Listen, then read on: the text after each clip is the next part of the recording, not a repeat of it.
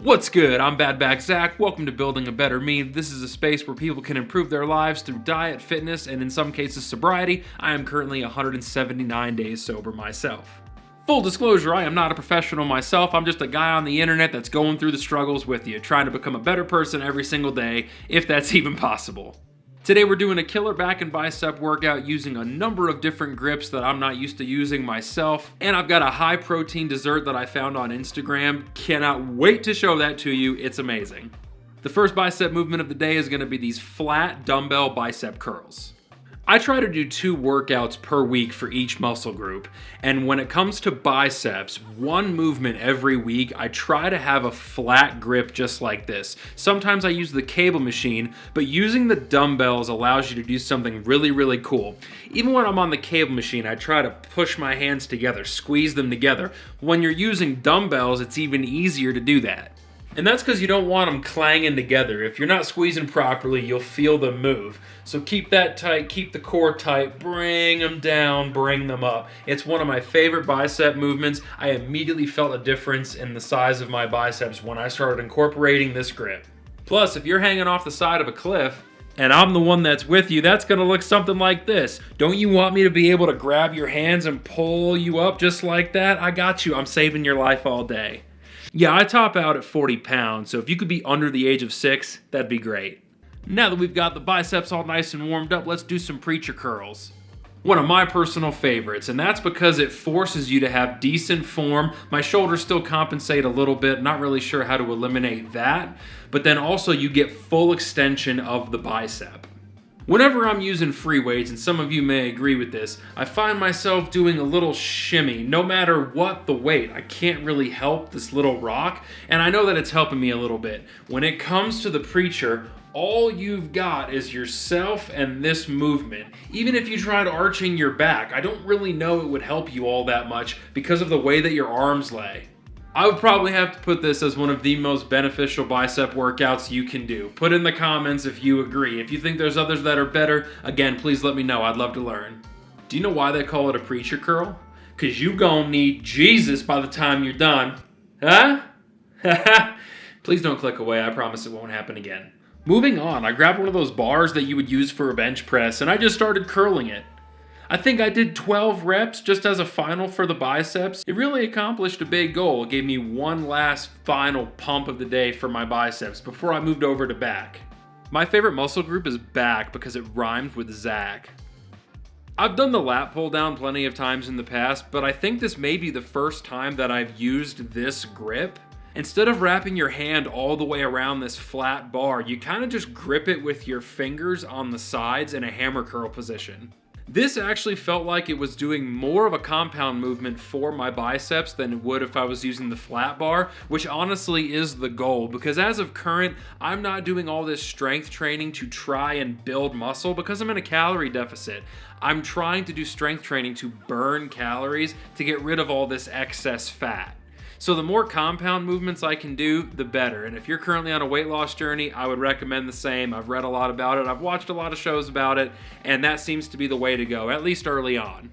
And once we hit our goal weight and have that nice svelte figure, then we can start working on building muscle, getting that nice, trimmed, chiseled look. You could tell I've never had muscles a day in my life, right?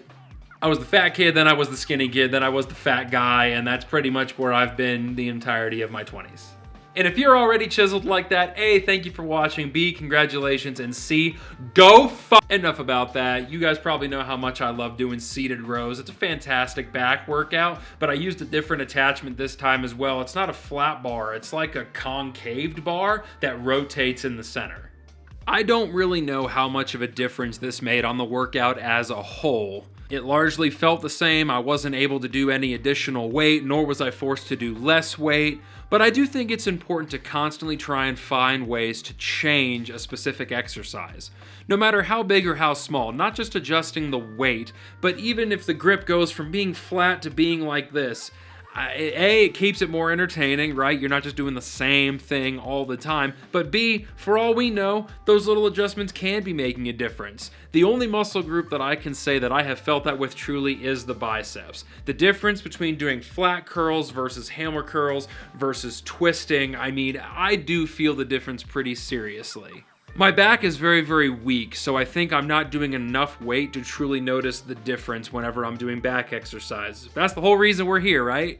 Like with biceps, if you have any advice at all for what back workouts I should try to do, hit me up in the comments. Please let me know. I would love to learn from you guys. I try to do one push-it day every single week where I do just a bit more exercise than I normally would. Today is that day, so I also ran a 5K earlier. I went over to Bluffs, which is this park by my house. It was a beautiful day, the weather was great, there wasn't a ton of people there, but I did wind up running into a little snag at one point. Well, that really sucks. Like, the second half of the trail is beyond here. Guess just go back the way that I came. Huh. Despite that little hiccup, it was a great run, especially in the wintertime when it's snowing. Any chance that you can get outside to move your body, the sun hitting your skin while you're outside, it just feels different. I'm sure you burn more calories. Could have Googled that before filming, but here we are. I don't know, not to get too hippity on you guys, but I just feel like when you're outside, you're in nature, you're moving your body. It just does wonders, not just for your physical health, but also your mental health. Any chance that I get, love to get outside and recommend you do the same if possible. Unless you're from Florida like I am, which I understand. There's nothing but dinosaurs and heat waves out there. Don't want you to die on me, you know? Now, regardless of your climate, when you are done working out, you gotta refuel. And I mentioned I had a crazy protein-filled dessert.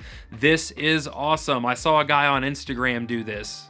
You simply take some Fage Greek yogurt, I use 0%, combine it with some sugar-free pudding mix, whatever flavor you like, and bang, add a little oat milk, you have a high-protein, low-calorie, low-sugar pudding. I honestly can't believe I didn't think of it myself. I mean, look at that. You would swear that that was pudding, right?